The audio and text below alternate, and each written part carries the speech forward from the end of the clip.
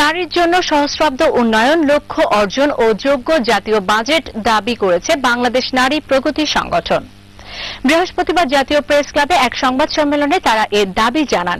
সংবাদ সম্মেলনে বক্তারা বলেন, জেন্ডার সমতা অর্জনের জন্য উন্নয়ন এবং অনুন্নয়ন মিলিয়ে 1,32,170 কোটি টাকা বাজেটে মোট ব্যয়ের 25.9% নারীর জন্য বরাদ্দ করা হবে বলে বাজেট বক্তৃতায় জানিয়েছেন অর্থমন্ত্রী।